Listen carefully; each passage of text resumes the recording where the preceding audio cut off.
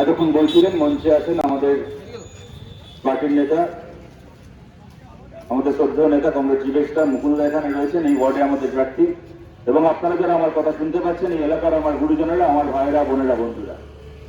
এবং সবার আগে আমার আমি এর আগেও যে মিটিংয়ে বলছিলাম, সেখানেও বলছিলাম, আপনাদেরকেও বলছি, আমার আদৌ শিলিগুড়িতে কিছু বলতেই খুব কোনটা হচ্ছে শিলিগুড়ির মানুষ তারা কর্পোরেশনে কাকে ভোট দেবেন না দেবেন। তার কারণটা হচ্ছে দেখুন, আমি কোন মুখে আপনাদেরকে কিছু বলি বলুন তো? আপনাদের এখানে যেরকম একটি কর্পোরেশন আছে, আমি যে শহর থেকে এসেছি সেখানেও একটা কর্পোরেশন আছে কলকাতায়। এখানে যেরকম একজন মেয়র আপনারা নির্বাচিত করেছেন, যেমন আমি যেখান থেকে এসেছি সেখানেও একজন মেয়র আছেন, নির্বাচিত হয়েছেন। তার আগে একজন মেয়র ছিলেন, তার আগে একজন মেয়র ছিলেন।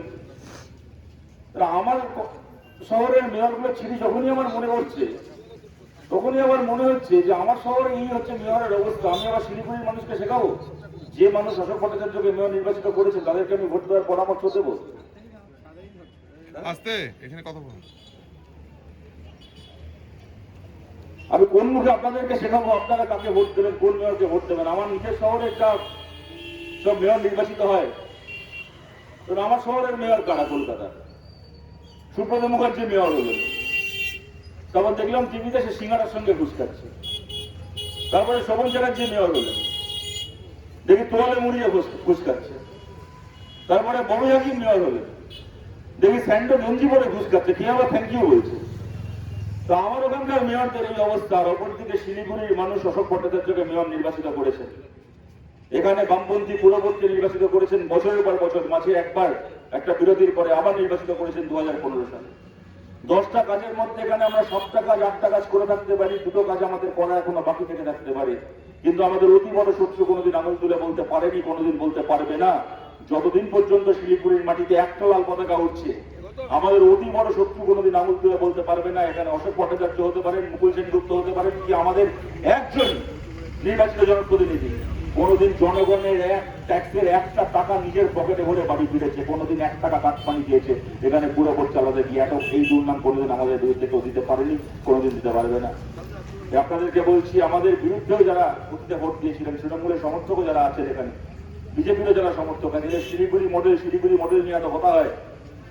যেদিন শিলিগুড়িতে আমরা খবরের কাগজে একদিন দেখলাম, টিভিতে দেখালো, বুদ্ধদেব ভট্টাচার্য স্বয়ং নিজে অশোক তাকে ফোন করেছিলেন, করে বললেন যে আমি তাকিয়ে আছি, আমরা তাকিয়ে আছি, শিলিগুড়িতে জিততে হবে বামপন্থীদেরকে, বামফ্রন্টের পুরো ভোট এখানে তৈরি করতে হবে। তার একদিন পরে এখানে প্রার্থী তালিকা ঘোষণা হলো, অশোকদার নাম ঘোষণা হলো এই লড়াই আমাদের ক্যাপ্টেন হিসেবে। গোটা বাংলার মিডিয়াতে আলোচনা শুরু হয়ে গেল, শিলিগুড়ি মডেল তার মানে আবার ফিরবে কিনা। শিলিগুড়ি মডেল মানে কি? শিলিগুড়ি মডেল মানে ভোটের দিন দল মত নির্বিশেষে সব মানুষকে সঙ্গে নিয়ে বুথ পাহারা দেওয়া, মানুষ যাতে নিজের ভোট নিজে দিতে পারে সেইটাকে নিশ্চিত করা। নির্বাচিত পুরো ভোট হাজার প্রতিকূলতা রাজ্য সরকার তৈরি করলো, তারপরে যেন মাথা উঁচু করে কাজ করতে পারে, করে দেখিয়ে দেওয়া, এই সব কিছু শিলিগুড়ি মডেল। কিন্তু তার থেকে বড় কথা কি জানেন? এই শিলিগুড়ি পশ্চিমবাংলাকে নতুন করে দেখালো যে জিনিস পশ্চিমবাংলা ভুলতে বসেছিল, শিলিগুড়ি নতুন করে পশ্চিমবাংলাকে চেনালো। এমন কর্পোরেশনও সম্ভব, এমন মেয়রও সম্ভব যে মেয়র তোয়ালে মুড়ি আর স্যান্ডো গেঞ্জি পরে ঘুষ খায় না। দল মত নির্বিশেষে আপনাদেরকে বলছি, ঘরে ঘরে ছোট ছোট ছেলে মেয়েরা বড় হচ্ছে, তারা মানুষ হচ্ছে, তারা পৃথিবীকে দেখছে, রাজ্যকে দেখছে, সমাজকে দেখছে, সমাজকে চিনছে। আগামী দিনে তাদেরকে বাঁচতে হবে। আপনারা অভিভাবকেরা যখন পৃথিবীতে থাকবেন না, তখন এই সন্তানেরা পৃথিবীতে বেঁচে থাকবে। তাদের মুখের দিকে তাকিয়ে এই রাজনীতির পাশে এসে দাঁড়ান, এই সব রাজনীতির পাশে এসে দাঁড়ান। যে ছোট ছোট বাচ্চা ছেলে মেয়েরা বড় হচ্ছে, তারা যেন রাজনৈতিক নেতা বলতে কতগুলো চোর চিটিংবাজ, পয়সা খেয়ে জেল ফেরত কতগুলো আসামিকে না চেনে। অশোক ভট্টাচার্য, জীবেশ সরকারের মতো নেতারাও হয় যারা রাজনীতি করেন, মাথা উঁচু করে রাজনীতি করেন, ভোটে হাঁটতে পারেন, ভোটে জিততে পারেন, কিন্তু কোনোদিন হাত পেতে পয়সা খান না, চুরি করে জেলে যান না। এইরকম রাজনীতিবিদও যে সমাজে হয়, এইরকম রাজনৈতিক নেতাও যে সমাজে হয়, এইটা জানা দরকার ছোট ছোট ছেলে মেয়েদের, অনেক ছোট ছোট বাচ্চারা, এদেরকে দেখেও মানুষ হোক। দলমত নির্বিশেষে আপনাদেরকে বলছি, এই রাজনীতির পাশে আপনারা দাঁড়ান। আজ থেকে কয়েক মাস আগে যখন বিধানসভার ভোট হলো, আমরা হেরে গেছি, আমরা সেই রায় মাথা বেঁধে নিয়েছি। কিন্তু বলুন তো, আমরা যে কথাগুলো বলেছিলাম, আমরা সব ভুল বলেছিলাম। আজকে বাংলার দিকে তাকিয়ে দেখুন তো, তখন বাসে, ট্রামে, বাজারে, দোকানে, সব জায়গায় আলোচনা যে এবার বোধহয় বিজেপি ক্ষমতায় আসবে। আর লোকসভাতে এমনি উত্তরবঙ্গে বিজেপি ভালো ফলাফল করলো। গঙ্গার এপারে খালি মালদার একটা সিট তৃণমূল জিতলো, বাকি উত্তর মালদা থেকে শুরু করে, দিনাজপুর থেকে শুরু করে, জলপাইগুড়ি, কোচবিহার, দার্জিলিং, সব আসন বিজেপি জিতলো। উত্তরবঙ্গে প্রবল বিজেপি হওয়া, এই বোধহয় বিজেপি ক্ষমতায় চলে এলো। আমরা তখন দাঁড়িয়ে বলেছিলাম সত্যি যদি বিজেপি ক্ষমতায় আসে তাহলে দুপুর গড়িয়ে বিকেল হতে পারবে না, তার আগে গোটা বাংলা তৃণমূল বিজেপি হয়ে যাবে। কিন্তু যদি বিজেপি জিততে না পেরে তৃণমূল আবার জিতেছে, তাহলে সেই দুপুর গড়িয়ে বিকেল হতে পারবে না, তার আগে গোটা বাংলার বিজেপি গিয়ে তৃণমূলে ঢুকে যাবে। আজকে বাংলা থেকে তাকিয়ে বলুন আমরা ঠিক বলেছিলাম নাকি আমরা ভুল বলেছিলাম? কিভাবে ভোট দিয়েছি বলুন তো আমরা কয়েক মাস আগে? কোভিডের সেকেন্ড ওয়েভ চলছে, তার মধ্যে 8 দফায় একটা ভোট আসলো, আমাদের জীবনগুলোকে সারকার করে দিয়ে চলে গেল। এমন কোনো পরিবার বোধহয় নেই পশ্চিমবাংলায় যার যে পরিবারের কেউ না কেউ কোনো না কোনো কাছের মানুষ, দূরের মানুষ কোভিডে চলে না গেছে। এইভাবে ভোট দিয়ে আমরা কি পেলাম? একটা ভোটের কি মূল্য দিতে হলো আমাদেরকে ভাবুন তো। আর সেই ভোট দিয়ে আমরা কি পেলাম? আমল থেকে ভোটের কালি উঠতে পারলো না, তার আগে গরু ছাগলের মতো বিক্রি হয়ে গেল। এমন কতগুলো নেতা, এমন কতগুলো এমএলএ, এরা আমাদের রাজ্যে এখন রাজনীতি করবে, এরা আমাদের রাজ্যের এখন নেতা হবে। আমাদের রাজ্যে এই রাজ্য জ্যোতি বসুকে দেখেছে, বুদ্ধদেব ভট্টাচার্যকে দেখেছে, এই রাজ্য ডক্টর বিধানচন্দ্র রায়কেও দেখেছে, আর এই রাজ্যে এরা নেতা হয়ে ঘুরে বেড়াচ্ছে। ভাবুন তো, মুকুল রায়ের মতো লোক এতবার দল পাল্টেছে, নিজেরই মনে থাকে না কখন কোন দলে আছে। বোলপুরে গেছে, সাংবাদিকরা জিজ্ঞেস করেছে মুকুলদা কি বুঝছেন, কর্পোরেশনে কি হবে? কর্পোরেশন ভোটে কি কর্পোরেশন ভোটে ভারতীয় জনতা পার্টি বিরাট ভাবে জিতবে। শুনে সাংবাদিকরা ঘাবড়ে গেছে, বলছে কি বলছেন দাদা, আপনি তো এখন তৃণমূল হয়ে গেছেন, বলুন তৃণমূল জিতবে? তাহলে হ্যাঁ, তৃণমূল তো অবশ্যই জিতবে, ভারতীয় জনতা পার্টি মানেই তো তৃণমূল। আপনাদেরকে বলছি, আমার তো মাঝে মধ্যে মুকুল রায়ের কথা ছেড়ে দিন, আমার মাঝে মধ্যে খারাপ লাগে। মুকুল রায়ের গাড়ির যে ড্রাইভার, গাড়ি চালায় মুকুল রায়ের, যে তার জন্য আমার মাঝে মধ্যে খারাপ লাগে। তখন সে বেচারার কি অবস্থা হয়েছে এখন।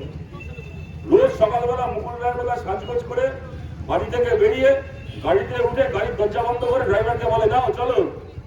আর ড্রাইভার বেচারা গাড়ির ইঞ্জিন স্টার্ট দিয়ে পেছন ফিরে মুকুল রায়কে জিজ্ঞেস করে, চলো তো বুঝলাম, কোথায় চলবো আজকে? বিজেপি পার্টি অফিসে নিয়ে যাবো আপনাকে না তৃণমূল পার্টি অফিস, আজ কোন পার্টি অফিসে যাবেন? এরা নেতা হয়ে বসে আমাদের রাজ্য চালাচ্ছে। এটাকে নিয়ে আমরা ব্যঙ্গ করতে পারি, ঠাট্টা তামাশা করতে পারি, কিন্তু আপনাদেরকে জিজ্ঞেস করছি দল মত নির্বিশেষে তৃণমূলের সাধারণ সমর্থক যারা আছেন, আপনারা কেউ আমাদের শত্রু নন। আমাদের লড়াই কোন সাধারণ তৃণমূল সমর্থকের বিরুদ্ধে নয়। কতগুলো ধান্দাবাজ নেতা যারা তৃণমূল করে, যারা বিজেপি করে নিজে 14 পুলিশের জন্য এখন সম্পত্তি বানাচ্ছে, আমাদের লড়াই কতগুলো চোরচিটিংবাজের বিরুদ্ধে। কোন সাধারণ মানুষ আমাদের শত্রু নন, তিনি যে দলেরই ভোটার হন না কেন। আপনাকে জিজ্ঞেস করছি বলুন তো, আপনি একজন ভোটার, আমি একজন ভোটার। কত সময় তো আমাদের এরকম হয়, ভোট দিয়ে কাউকে কদিন পরে মনে হয় যে না, ঠিক লোককে ভোটটা দিলাম না। ভেবেছিলাম কাজ করবে, কাজ করছে না। ভেবেছিলাম সৎ থাকবে, চুরি করছে। ভেবেছিলাম দরকারের পাশে পাবো, দরকারের সময় খুঁজে পাওয়া যায় না। ভেবেছিলাম ব্যবহার ভালো, ভোটের আগে হাত জোর করে আসতো, মাথা নিচু করে কথা বলতো। ভোটের পরে তার এখন রোয়াবি অন্যরকম হয়ে গেছে। একে ভোটটা দিয়ে ভুল করলাম, অন্য কাউকে ভোট দিলে ভালো হতো। কত সময় তো আমাদের এরকম মনে হয়। তাহলে আমরা এই সুযোগ পাই 1 বছর পরে, 1.5 বছর পরে নিজের ভোটটাকে পাল্টে নেবো, একজনের থেকে ভোটটা ফেরত নিয়ে আরেকজনকে দিয়ে দেবো। দেয় না তো ভারতের সংবিধান আমাদের এই সুযোগ। যে আমাদের ভোট পেয়ে জিতলো, তার কাজ আমাদের ভালো না লাগলেও আমাদেরকে 5 বছর অপেক্ষা করতে হয় অন্য কাউকে ভোট দেওয়ার জন্য। আমরা যাকে ভোট দেব, আমার ভোটটাকে আমার পাল্টানোর অধিকার নেই, কিন্তু যাকে আমি ভোট দিলাম তার অধিকার আছে দিনে 10 বার আমার ভোটটাকে পাল্টানোর, একবার এই দলে যাওয়ার, একবার ওই দলে যাওয়ার। আমি দল মত নির্বিশেষে আপনাদেরকে বলছি। এখন কোন তৃণমূল সমর্থক আছেন বলুন তো, যিনি মনে করেন যেটা ঠিক কাজ হচ্ছে আমাদের পশ্চিমবাংলায়, আমাদের রাজ্যে? এই বিরুদ্ধে আপনারা রায় দিন। আমি আমার কথাকে খুব বেশি বাড়াচ্ছি না, আরো দূরে সবাই যেতে হবে। কোভিডের জন্য এখন প্রচারের সময় কম, ঠান্ডার মধ্যে আপনারাও অনেকক্ষণ ধরে বসে আছেন। আমি খুব সংক্ষেপে আর দুটো কথা আপনাদেরকে বলছি। এই শিলিগুড়িতে পুরো ভোটে 2015-এ আপনারা আমাদেরকে জিতিয়েছিলেন। ইলেকশন যখন ডিউ হয়ে গেল, নতুন পুরো ভোট তৈরি হওয়ার কথা, ইলেকশন হচ্ছে না, অ্যাডমিনিস্ট্রেটর নিয়োগ করা হলো। কিভাবে এখানে নিয়োগ করা হলো? গোটা পশ্চিমবাংলা যতগুলো কর্পোরেশন, যতগুলো মিউনিসিপ্যালিটি রয়েছে, 150-র কাছাকাছি, প্রতিটা কর্পোরেশনে, প্রতিটা মিউনিসিপ্যালিটিতে সেই সময় কি করা হলো? নির্বাচিত মেয়র কি চেয়ারম্যান, মেয়র ইন কাউন্সিল যারা, তাদেরকে দিয়ে অ্যাডমিনিস্ট্রেটর বোর্ড নিয়োগ করা হলো, শুধুমাত্র তাদেরকে দিয়ে, কোনো বিরোধীকে রাখা হলো না। আর শিলিগুড়ির ক্ষেত্রে কি করা হলো? একটা পুরসভা যেটা বামপন্থীরা চালায়, কর্পোরেশন, সেখানে কি করা হলো? অশোক ভট্টাচার্য, আমাদের এমআইসি, তাদেরকে রাখা হলো। তার সঙ্গে তৃণমূলের আবার তাদের কানে লোককে ঢুকিয়ে বলা হলো এরা হবে শিলিগুড়ির পুরো বোর্ড, খালি একমাত্র অ্যাডমিনিস্ট্রেটর, একমাত্র শিলিগুড়ির ক্ষেত্রে। অশোক ভট্টাচার্য জিজ্ঞেস সরকাররা চিঠি লিখলেন মমতা ব্যানার্জিকে, প্রতিবাদ করলেন মুখ্যমন্ত্রীকে, যদি বাড়াবাড়ি করেছেন আমরা এর শেষ থেকে সারবো। যা নিয়ম বাকি বাংলার জন্য হবে সেই নিয়ম শিলিগুড়ির জন্য হবে। শিলিগুড়ি আপনার কুড়িয়ে পাওয়া সন্তান নয় যে বাকিরা পুরবর্তীর জন্য একটা নিয়ম হবে, এখানকার জন্য একটা নিয়ম। যে নিয়মে বাকি পুরসভায় অ্যাডমিনিস্ট্রেটর নিয়োগ হচ্ছে হয় সেই নিয়মে শিলিগুড়িতে হবে, হলে ভালো। আর যদি না হয়েছে আমরা আদালত অব্দি টেনে নিয়ে যাবো আপনাকে, কিন্তু এই শেষ থেকে আমরা ছাড়বো। চিঠি দেওয়ার পরে বাপ বলে আগের সার্কুলারকে ডাস্টবিনে ফেলে নতুন সার্কুলার ইস্যু করা হলো, এখানে অ্যাডমিনিস্ট্রেটর নিয়োগ হলো বাকি রাজ্যের মতো করে।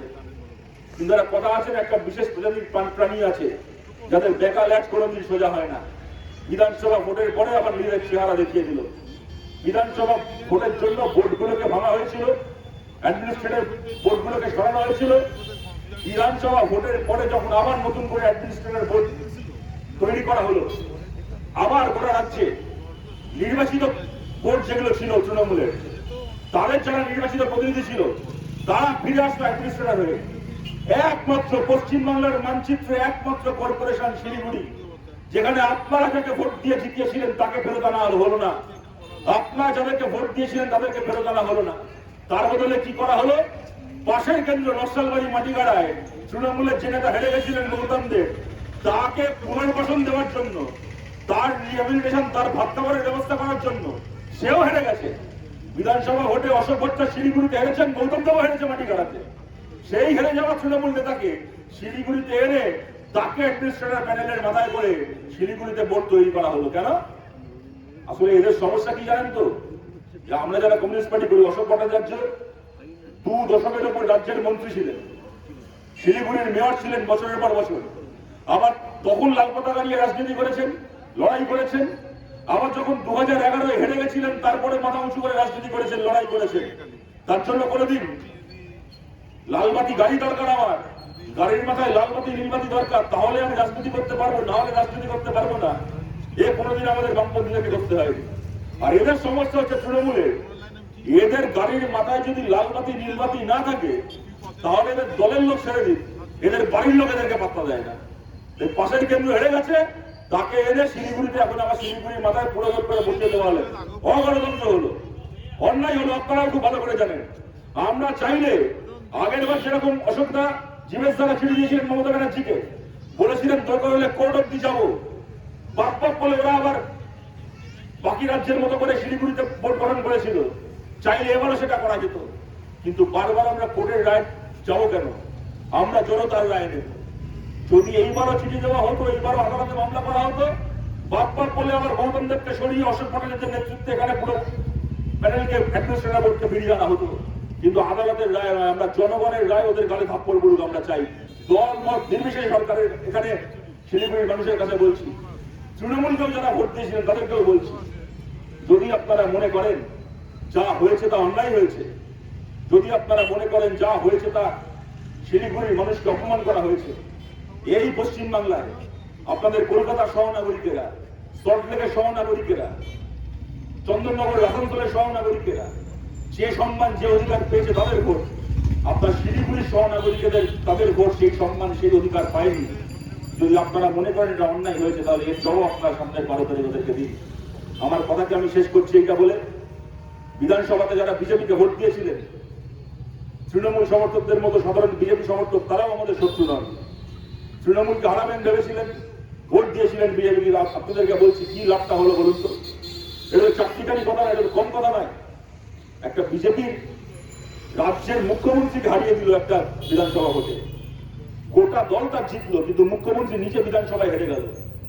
বিজেপির সাধারণ কর্মী সমর্থক, তাদের পশ্চিমবাংলার নেতা, তাদের লড়াই ফল এটা। সেটা করতে গিয়ে বিজেপি কর্মীদেরকেও মার খেতে হয়েছে, ঘর ভাঙা হয়েছে, ঘর জ্বালানো হয়েছে, বাড়ির লোককে মারধর করা হয়েছে, বাবা বিজেপি করে বলে মেয়েকে ধর্ষণ করা হয়েছে, এই ঘটনা ঘটেছে। এ তো মিথ্যে নয়। এই লড়াই করে এত আত্মত্যাগের পরে মমতা ব্যানার্জিকে হারালেন, কি দামটা পেলেন? এখানে মমতা ব্যানার্জিকে আপনারা হারালেন, ওখান থেকে মোদী আর অমিত শাহ মিলে মমতা ব্যানার্জিকে বাইলেশন উপহার দিয়ে আবার মুখ্যমন্ত্রী করে নবান্নে পাঠিয়ে দিলেন। পশ্চিমবাংলা সহ গোটা ভারতের 35টা কেন্দ্রে উপনির্বাচন ডিউ ছিল, 35টা কেন্দ্রে, 32টা বিধানসভা, 3টে লোকসভা, তার মধ্যে একটা ভবানীপুর। আপনারা কেউ বিশ্বাস করেন এটা, আমি আপনাদেরকে জিজ্ঞেস করছি, আমাকে উত্তর দিতে হবে না, নিজেদেরকে উত্তর দিন। এমন কোন বিজেপি সমর্থক আছেন যিনি এটা বিশ্বাস করেন মোদী অমিত শাহ না চাইলে ইলেকশন কমিশনের খেয়ে দিয়ে কাজ নেই। বাকি 35টা সিটের মধ্যে 34টাকে রেখে দিয়ে একটা সিটে মমতা ব্যানার্জিকে বাই ইলেকশন উপহার দেন এবং তারপরে আবার লিখে দেন যে ভবানীপুরে বাকি ইলেকশন পরে কখন হবে দেখা যাবে, কোনো তারা নেই। ভবানীপুরে এক্ষুনি আমরা ভোটটা করাচ্ছি, কেননা ভবানীপুর থেকে মমতা বন্দ্যোপাধ্যায়কে জিতে মুখ্যমন্ত্রী হিসেবে কন্টিনিউ করতে হবে। আপনারা কেউ বিশ্বাস করেন মোদী অমিত শাহ না চাইলে কেন্দ্রীয় ইলেকশন কমিশন এই কাজটা করতো? কি লাভ হলো, কি দাম পেলো বলুন তো আপনাদের লড়াই? এই যে লড়াই করে মমতা ব্যানার্জিকে হারান, উনি মুখ্যমন্ত্রী হতেন। যেদিনই বাই ইলেকশন হবে ভবানীপুরে কোভিডের পরে, সেই দিন উনি লড়তেন, জিততেন, উনি মুখ্যমন্ত্রী হতেন। কিন্তু যদি নির্দিষ্ট সময়ে বাই ইলেকশন হতো তাহলে একদিনের জন্য হলেও নবান্ন থেকে ওনাকে রাস্তায় নেমে আসতে হতো মুখ্যমন্ত্রীর চেয়ার থেকে ইস্তফা দিয়ে। প্রথমে দলের মধ্যে ঝামেলা লাগতো, ববি হাকিম মুখ্যমন্ত্রী হবে মাঝখানে, নাকি সুব্রত মুখার্জি হবে সেই সময় বেঁধেছিলেন, নাকি পার্থ চ্যাটার্জি হবে, নাকি কে হবে, তাই নিয়ে একদফা দলের নাকি ভাইপো হবে, দলের মধ্যে একদফা মারামারি লাগতো। তার থেকে বড় কথা, পশ্চিমবাংলার বিজেপি সমর্থকদের নাম ইতিহাসে সোনার কালিতে লেখা থাকতো যে বিজেপির সমর্থকরা এই কাজটা করে দেখিয়েছিলেন পশ্চিমবাংলায়, একটা উইনিং চিফ মিনিস্টারকে বাধ্য করেছিলেন রিজাইন করে রাস্তায় নেমে পড়তে। সেই সুযোগটা পেল না, সেই সম্মান পেল না আপনাদের ভোট, আপনাদের রায়। কেন এখানে দিলীপ ঘোষ একটা রবীন্দ্রনাথ দিয়ে রথ ভাবে আমি দেব, পথ ভাবে আমি, মূর্তি ভাবে আমি দেব, ভাষে অন্তর্যামী। এখানে দিলীপ ঘোষ ভাবছে আমি বোধহয় বিজেপির নেতা, শুভেন্দু অধিকারী ভাবছে আমি বোধহয় বিজেপির নেতা, রাহুল সিনহা ভাবছে আমি বোধহয় বিজেপির নেতা, মমতা ব্যানার্জি অন্তর্যামীর মতো বসে বসে হাসছেন। তোরা বাচ্চা ছেলে, তোরা কি জানিস? মোদী অমিত শাহের সঙ্গে কথা হয়ে গেছে, পশ্চিমবাংলায় আমি অরিজিনাল বিজেপির নেতা। যতদিন মোদী অমিত শাহ আছে আমি তৃণমূলেরই মুখ্যমন্ত্রী হই, আমি বিজেপি করি না কেন, আমার মুখ্যমন্ত্রী হয় নবান্ন ভাষা কেউ ঠেকাতে পারবে না। তোরা আমার কি করবি? মোদী আছে, দিলীপ ঘোষ আমার কি করবে? মমতা বন্দ্যোপাধ্যায় আপনাদের লড়াইকে, আপনাদের আত্মত্যাগকে ভিত্তি করে মুখ্যমন্ত্রী হয়ে নবান্নে বসে গেলেন। তাই আমি আপনাদেরকে বলছি, আমরা লড়াই করেছি, কখনো জিতেছি, কখনো হেরেছি, কিন্তু আমরা হেরে গিয়ে আমরা হারিয়ে যাইনি। কোভিডের সময়, লকডাউনের সময় আপনারা আমাদেরকে দেখেছেন, টিভি খুললেই তখন দেখাতো বিজেপি আর তৃণমূল, দরজা খুললেই সিপিএম, গোটা বাংলা দেখেছে। আমাদের সুসময়, মুকুলদা বলার সময় বলছিলেন, সুসময় অনেক লোক কাঁধে লাল পতাকা নিয়ে ঘুরে বেরিয়েছে, সুসময় অনেকে বন্ধু সেজেছে, যারা কঠিন সময় মুখ ঘুরিয়ে চলে গেছে। এটা যেমন সত্যি, তার থেকে বড় সত্যি হচ্ছে এইটা, যেমন কঠিন সময়, খারাপ সময়ে আমাদের অনেক বন্ধু বড় হয়ে গেছে, তেমন ওই কঠিন সময় আমরা যে লড়াই করেছি বাংলার মাটিতে দাঁড়িয়ে, যেভাবে মানুষের পাশে আমরা থেকেছি, তা দেখে অনেক শত্রু আমাদেরকে দূর থেকে কুর্নিশ করতে বাধ্য হয়েছে। এটা আরো বড় সত্যি, যে সত্যি বেঁচে থাকবে ইতিহাসে। আপনাদের কাছে বলছি, এই কাজটা করে আমরা কোনো দয়া করিনি, এইটা করবো বলেই আমরা কমিউনিস্ট পার্টি করি। আমরা কমিউনিস্ট, আমরা জিতলেও মানুষের পাশে আছি, আমরা হারলেও মানুষের পাশে আছি, মানুষের পাশে আমরা থাকবো। খালি একটাই কথা, কোন রকম কোন সরকারি অ্যাডমিনিস্ট্রেটিভ ক্ষমতা ছাড়া যদি 2রা মের পরে এইভাবে লকডাউনের মধ্যে, কোভিডের মধ্যে আমরা কাজ করে থাকতে পেরে থাকি, তাহলে ন্যূনতম সরকারি ক্ষমতা, অ্যাডমিনিস্ট্রেটিভ ক্ষমতা হাতে নিয়ে যদি কাজ করার আমরা সুযোগ পাই, বা আগে যখনই পেয়েছি কিভাবে আমরা কাজ করেছি আপনারা দেখেছেন। এই যে মাঝখানে অশোক ভট্টাচার্যকে ফিরিয়ে না এনে গৌতম দেবকে এনে, এক গৌতম দেব আর তার সঙ্গে দুজনকে বসালো, একজন ব্যবসাদার, একজন ট্রেড ইউনিয়ন করেন, তারা কেউ নির্বাচিত জনপ্রতিনিধি নয়। মাঝখান থেকে কি হলো? এটা শুধুমাত্র বামফ্রন্টের কি অশোক ভট্টাচার্যের কি জীবের সরকারের প্রশ্ন নয়। কি হলো? গত 10 মাস আপনাদের সময়টা কেমন কেটেছে আপনারা জানেন। সামান্য একটা রেসিডেন্সিয়াল সার্টিফিকেট দেবেন, পাড়ায় কাউন্সিলরের কাছে গেলে 2 মিনিট কাছে হয়ে যেতে, তার জন্য কর্পোরেশনে গিয়ে লাইন দিতে হচ্ছে। কার কাছে যাবে, প্রত্যেকে সই নেবেন, কেউ জানে না। ভ্যাকসিনের সময় থেকে শুরু করে, রাস্তার কাছ থেকে শুরু করে যে কোনো কাজ, যার বার্ধক্য ভাতা, বিধবা ভাতার টাকা আটকে পড়ে আছে, নতুন করে বার্ধক্য ভাতা, বিধবা ভাতার ফর্ম ফিল আপ করবেন, পাড়ার কাউন্সিলরের কাছে গেলে 2 মিনিট সময় লাগার কথা নয়। কোথায় যাবেন, কার কাছে যাবেন, কর্পোরেশনে যাবেন না কোথায় যাবেন, না পাড়ার বামফ্রন্ট কাউন্সিলর, যে পাড়ায় তৃণমূলের কাউন্সিলর আছে তৃণমূলের কাউন্সিলর, কারোর একটা কাগজ সই করার ক্ষমতা নেই। কত বড় অপরাধ করবে এরা শিলিগুড়ি মানুষের প্রতি। আপনাদেরকে বলছি, বামপন্থী থেকে আপনারা অনেক কঠিন সময় এই ওয়ার্ডের মানুষ লাল ঝান্ডার পাশে থেকেছেন, আপনারা পাশে থেকেছেন বলেই এত রক্তক্ষরণের পরেও বামপন্থীরা মাথা উঁচু করে বাংলায় দাঁড়িয়ে থেকেছে। শান্তিপুরের বাই ইলেকশন আপনারা দেখেছেন, কলকাতার পুরসভার ভোট আপনারা দেখেছেন, বিজেপি মুছে গেছে পশ্চিমবাংলা থেকে, মুছে ওদের অন্তর্জনী যাত্রা শুরু হয়েছে। বিজেপি বলে পশ্চিমবাংলায় আর কিছু থাকবে না, আর কিছু নেইও। আর ওদের যখন যেমন জাহাজ ডুবছে, নিজেদের মধ্যে কেউ দেখতেই পাচ্ছেন, আমি আসলে সব কথা যাচ্ছি না, সেই সময় নেই, কিন্তু ওদের যা হওয়ার হয়ে গেছে, যা করার করে গেছে। আমি তাহলে আপনাদেরকে দেখুন একটা কথা বলছি, কোনো সিপিএম তৃণমূল বিজেপির ব্যাপার নয়, সাধারণ মানুষের চরিত্র এটা। ধরুন সিপিএম এর খারাপ সময় যে সিপিএম এ থাকে না, সিপিএম এর খারাপ সময় যে সিপিএম এর সঙ্গে বেইমানি করে, জানবেন কালকে বিজেপির খারাপ সময় সে বিজেপির সঙ্গে বেইমানি করবে। আজকে এখানে দাঁড়িয়ে বলে গেলাম আপনাদের কাছ থেকে কয়েক বছর পর আপনারা মিলিয়ে নেবেন। যারা বেইমান হয় তারা বেইমানি হয়, যে দলেই থাকুক না কেন তারা বেইমান হয়। এই রাজনীতিকে আপনারা ঘৃণা ভরে প্রত্যাখ্যান করবেন। বামপন্থীদের পাশে আপনারা থেকেছেন, আসেন, আগামী দিনেও থাকবেন। এখানে বামপন্থীরা জিতবে এবং আপনাদের ভোটে খালি যেটা নয়, আপনাদের ভোটে জিতে আপনাদের পরামর্শ নিয়ে এখানে মুকুলদা কাজ করার সুযোগ পাবেন, বামপন্থীরা এখানে কাজ করার সুযোগগুলিতে কাজ করার সুযোগ পাবে। আপনাদের কাছে আবেদন করে আপনাদের সবাইকে ধন্যবাদ জানিয়ে আমার কথা শেষ করছি। নমস্কার।